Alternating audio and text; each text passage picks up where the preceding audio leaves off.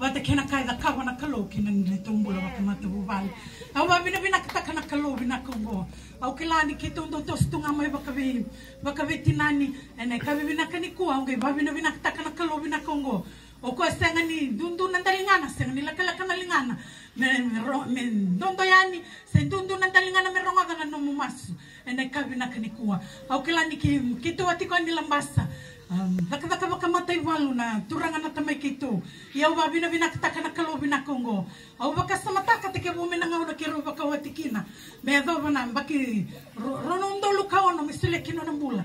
Sembera baka ndo ni saredi ko me durumendo na balniloto. Iyaw ba vina kataka na kalo vina kongo. Tuna nong dingin baleta ni ususumay na bula baka tawa. Ena ka vina kanikua. Me oyaw na watingo nga ndo na baka tawa sendo na ital-tal. Yung vina kataka na kalo. Dotan na nanuman ni kalo. Kina nunggu mula na kabina kanikua. Yung vina kataka na kalo vina kango. Nangauno sa bakawati kina rabosta na wekangu. Baleta ni rakila. O senga ni dola ko batu na bisongo baka burubura. O senga ni dola ko na bika. Senga ni malele kina na ilongu. Yung vina kataka na kalo vina kango. Ni baka tarana kalo me proses takina na nunggu mula. Meraki na bayaw me undo na marama kaukawa. Ni mainduri mo tukuna na binaka ni kalombo. Mo challenge taka kina indo na marama. Iko baka roronga me katone kabinaka ni kuwa. Senga ni karaw-rawa na mbula ni baka wataka indo na sotia. Na kabinaka ni kuwa. Kaya sana kila kere. Ni tukuni nga na matay walu sa visa. Yung sana kila na dapat tarabamay na kabinaka ni kuwa. Yung baka binakataka na kalo. No na bay process taki kina nung gumbula. Na bay susu. Ususungi me kina. Begawan. Ronondo lukaono kito rongo kina. Okay. Dona bay bakalo tutaki bakastrangango na rara. Na rental board may tutua. O ba binakataka na kalo na kange visutaka na pulni tuta. Na buna uniangona. O bakasamataka. Buna na ngastelew na tamatangangani kalo na kabinakanikua. Na singal lotu levu. O bakasamataka na ngauna ya beletando kanibita no tu bekima mi tutua. Na ngaune buna tu dakikina me buna taka na buna uniangona. Dila tu na kalo, dila tu na pula. Dona, wakai dona uda miri. Buka taka na lomani rara mai tutua. Ewa vina kataka na kalona. Bunda wayana, bongi ni singa ya. Veso kina na neto uta. Ena kabi vina kanikua. Reida lesu na nona tuba na kalo. Nangau na yao kwa tu me kina isuba.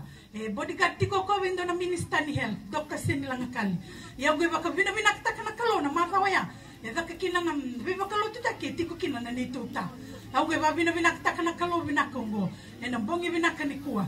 Ni baka tarana kalo na vika kede. Reida tu na kalo na tangi. Reida tu na kalo. Na vika kalo kuduruma. Wala kanikabor na matabu vale. Na kabina kanikua na mbula ni mateni. Na kade vesu tunga be manilenda. Beleta na dava. Beleta na mbula ni toso. Na kabina kanikua. Ia wa vina kataka na kalo. Stagi ni baka tawada. Nungu ngarabiri toto na lubengu. Rito selewe tolo na ngauna ya. Ia ungi baka vina kataka na kalo vina kongo. Kaya na kalo turanga vina kabakalevu. Worth it na tangivi kemunia na kabina kanikua. Ia wa vina kataka na lomini rona undolo kauno. Weso kina na neto tana. Lomini tutua ground. Kito me dingitaka me kito toso. Na tos songo e lala na neto vale. Na buku ni dingi kito dingitaka. Na kabina kanikua. Au kilani turanga na tamango, turanga bakatawa. Sandotan na na revi au beleta ni kila ko au lendonga na matabu vale. Na dingi dava ito san dingitaka talengori. Na dava na karu na babakos na panoving karabikina.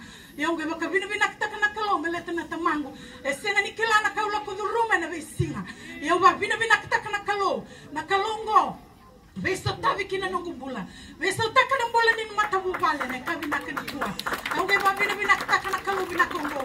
Au kilana lomani ang bakiti ko ya kito baka lomani ang gona. Nakasa na koron nung bakawate na kabina kanikua. Siyang sotsani kito ndola ko na koro.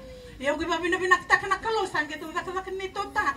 Saumir na dorbo. Era saumito na ta siyang nilabo.